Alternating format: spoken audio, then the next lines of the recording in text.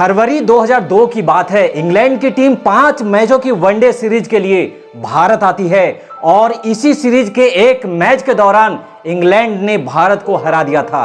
अब देखो भैया, मैच में तो हार और जीत ये तो चलता ही रहता है, लेकिन इंग्लैंड के खिलाड़ियों ने बदतमीजी की सारी हदें तब पार कर दी थी जब मैच जीतने के बाद अपने जश्न के घमंड में चूर अंग्रेजी खिलाड़ी एंड्रू फ्लिंटॉफ ने वानखेड़े के मैदान में अपना टी शर्ट उतारकर पूरा वानखेड़े के मैदान में नंगा बदन चक्कर लगाया था और पूरे टीम इंडिया का मजाक उड़ाया था। अब बेंतोक अंग्रेज भला भारत में आकर के ऐसा बदतमीजी करे और भारतीय टीम उसका जवाब ना दे, ऐसा भला कैसे हो सकता था भैया।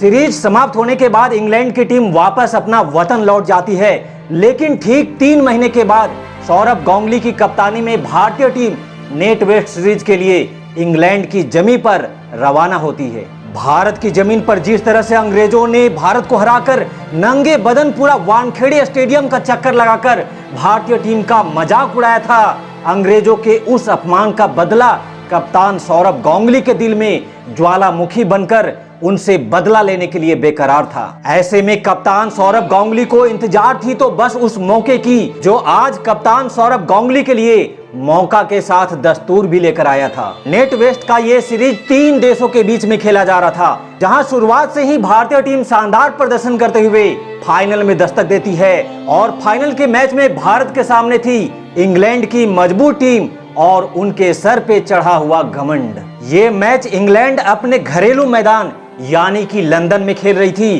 तो भैया लंदन में खेलने के कारण इंग्लैंड का जो घरेलू सपोर्ट होता है, पूरा का पूरा लंदन इंग्लैंड के समर्थन में स्टेडियम में खचाखच भर गया था। इसी बीच दोनों टीम के कप्तान टॉस के लिए बीच मैदान पर आते हैं और यहाँ पर पहली बाजी अंग्रेजों ने मारी। अंग्रेजों ने यहाँ पर टॉस जीतकर पहले बल्लेबाजी करने का फैसला किया। भारतीय गेंदबाज इस मैच में कुछ खास कमाल नहीं दिखा पाते हैं, जिसके कारण इंग्लैंड की पारी की शुरुआत करने आए मार्कस ट्रेस्कॉथिक ने शतक ठोका और इसके बाद फिर मध्य क्रम में नासिर हुसैन ने ताबड़तोड़ 115 रनों की पारी खेली, जिसके कारण इंग्लैंड की टीम निर्धारित 50 ओवर में 5 विकेट खोकर 325 रनों का एक विशाल स्कोर भारत के सामने खड़ा कर दिया था। अब उस जमाने में अगर कोई टीम पहले बैटिंग करते हुए 300 या फिर उससे ज्यादा का स्कोर बना लेती थी तो लगभग 70% उस मैच में उस टीम की जीत मानी जाती थी, क्योंकि उस जमाने में 300 प्लस का स्कोर बनाना ये किसी सपने से कम नहीं होता था। लेकिन भारतीय टीम हार से पहले हार मान ले, ये भला आज तक तो हुआ ही नहीं है।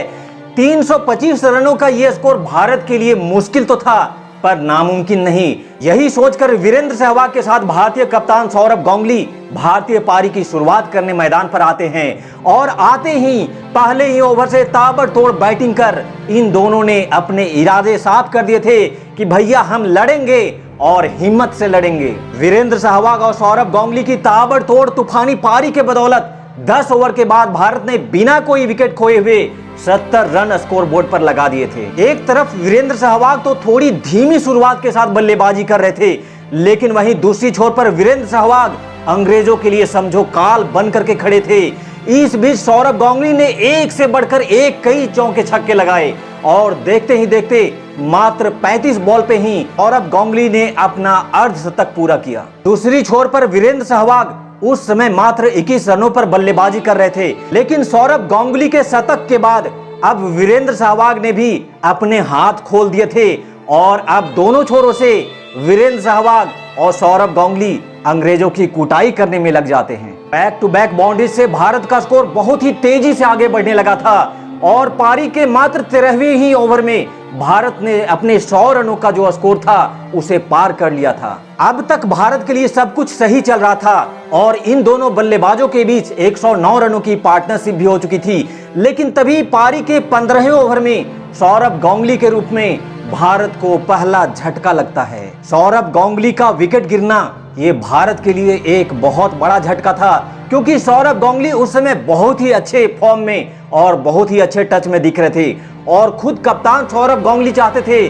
कि वो एक बड़ी पारी खेले और आज किसी भी हाल में भारत को फाइनल का ये मैच जीता करके वापस आए। भारतीय टीम सौरभ गांगुली के इस झटके से निकलने की कोशिश करती, उसके ठीक पहले ही भारतीय टीम को झटके पे एक और झटका लगता है, क्योंकि यहां अगले ही ओवर में सहवाग भी बोल्ड होकर पवेलियन लौट जाते हैं। पिछले 5 बॉल के अंदर ही भारत के दोनों ओपनर पवेलियन वापस जा चुके थे, लेकिन मुसीबत की ये घड़ी भारत के लिए अभी कम कहां होने वाली थी। भारतीय टीम के अगले बल्लेबाज दिनेश मुंगिया, जिन्होंने 15 बॉल पे मात्र 9 रन बनाकर अपनी भी पारी को समाप्त कर वो भी पवेलियन लौट जाते हैं। ऐसे में तमाम भारतीय फैंस को क्रिकेट के भगवान सचिन से पूरी उम्मीद थी कि यहां से सचिन भारतीय टीम की डूबती नैया को संभालेंगे और भारतीय टीम का बेड़ा पार करवाएंगे।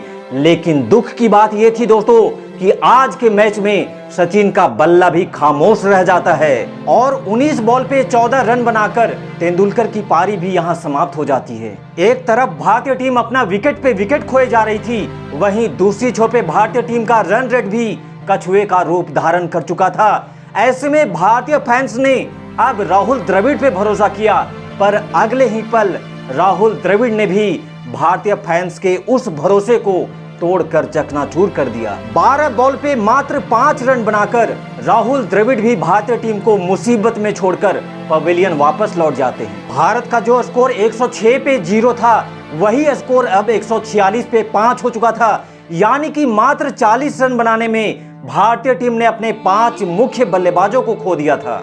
ऐसे में अंग्रेजों का जश्न अब 7वें आसमान पर खुशियां मना रहा था और अब तक भारतीय फैंस भी हार मान चुके थे।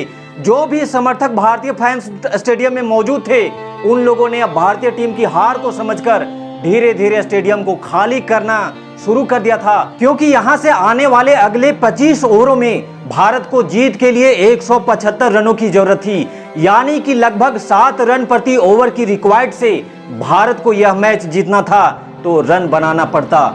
और बल्लेबाजी के नाम पर भारतीय टीम में मात्र युवराज सिंह और मोहम्मद कैफ का आखिरी जोड़ी अब मैदान में बच गया था। कैफ के साथ युवराज ने यहां से भारतीय पारी को धीरे धीरे आगे बढ़ाना स्टार्ट किया और जब इन दोनों बल्लेबाजों की नजरें बॉल पे जम गई तो भैया ऐसा लगा जैसे मानो इन दोनों बल्लेबाजों ने मैदान पर आकर खूंटा गाड़ दिया हो। और सिर्फ खूंटा ही नहीं गाड़ा था, बल्कि अब दोनों छोरों से युवराज और कैफ अंग्रेजों के लिए काल बनकर ताबड़तोड़ चौका और छक्का लगाए जा रहे थे।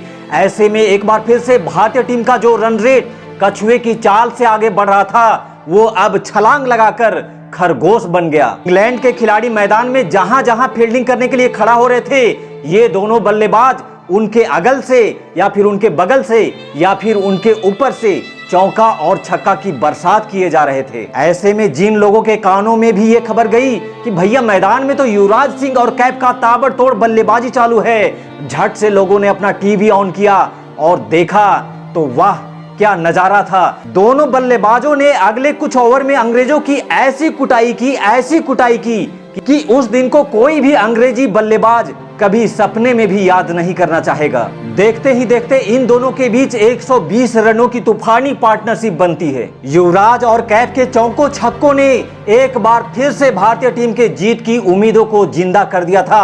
भारतीय टीम ऐसा लग रही थी कि अब यहां से ये मैच जीत जाएगी, लेकिन तभी पारी के 42वें ओवर में युवराज सिंह आउट हो जाते हैं और 63 बॉल पे 69 रनों की युवराज की शानदार पारी भी यहां पर समाप्त हो जाती है। लेकिन भारत के लिए खुशी की बात यह थी कि दूसरी छोर पर मोहम्मद कैफ अभी भी नॉट आउट थे और शानदार फॉर्म में बल्लेबाजी कर रहे थे। युवराज के विकेट जाने के बाद भी कैफ ने अपने ऊपर थोड़ा भी दबाव नहीं आने दिया और अगले ही बॉल पे एक शानदार छक्का जड़कर अंग्रेजों को बता दिया कि भैया अभी मैं हूं और जब तक मैं हूं भारत को ये मैच कभी हारने नहीं दूंगा। फिर क्या था, अगले एक और बॉल में एक और शानदार छक्का, बैक टू बैक लगातार 2 छक्के से एक बार फिर से भारतीय फैंस झूम उठे और भारतीय टीम के जीतने की चांसेस यहां पर एक बार फिर से जिंदा हो जाती है। जब भारत को इस मैच को जीतने के लिए 22 बॉल में 24 रनों की जरूरत थी, तभी दूसरी छोर पर हरभजन सिंह बोल्ड होकर पवेलियन लौट जाते हैं। ऐसे में एक छोर पर मोहम्मद कैफ तो पारी को संभाले हुए थे, लेकिन दूसरी छोर पर विकेट गिरते जा रहा था और हरभजन के विकेट के साथ ही भारतीय टीम अपना 8 विकेट खो चुकी थी। ऐसे में मोहम्मद कैफ का साथ देने यहां पर अनिल कुंबले आते हैं। अनिल कुंबले से बस ये उम्मीद थी कि वो बस एक सिंगल लेकर कैफ को स्ट्राइक दे दे और बाकी का सारा काम तो कैफ कर ही देंगे। लेकिन दुर्भाग्य से यहाँ पर अनिल कुंबले बिना खाता खोले ही पवेलियन लौट जाते हैं। लेकिन आखिरी में सिंगल देने का काम जो है वो जहीर खान ने किया और फिर कैफ ने एक शानदार चौका लगाकर आखिरी ओवर में रिक्वायर्ड को सिर्फ 2 रनों पे ला दिया और फिर आखिरी ओवर में जहीर खान के विजयी शॉट के साथ भारत ने यह मुकाबला 3 बॉल शेष रहते ही जीत लिया। भारत नेट वेस्ट सीरीज का यह ट्रॉफी तो जीत चुका था, लेकिन अभी बाकी था गांगुली का सेलिब्रेशन और बाकी था फ्लिंटॉफ के उस बदतमीजी का जवाब देना। फिर क्या था, गांगुली ने उतारी अपनी शर्ट और हवा में धूमते हुए चिल्लाकर जोर से कहा कि ले देख फ्लिंटॉफ, अब हुआ हमारा हिसाब बराबर। गांगुली के इस सेलिब्रेशन का वीडियो तब बहुत जोरों से वायरल हुआ था और आज भी जब गांगुली के उस सेलिब्रेशन का फोटो जब कोई भी हिंदुस्तानी फैंस देखता है तो उसका सीना गर्व से चौड़ा हो जाता है। तो दोस्तों, आज की ये वीडियो अगर पसंद आई हो तो इस वीडियो को लाइक करके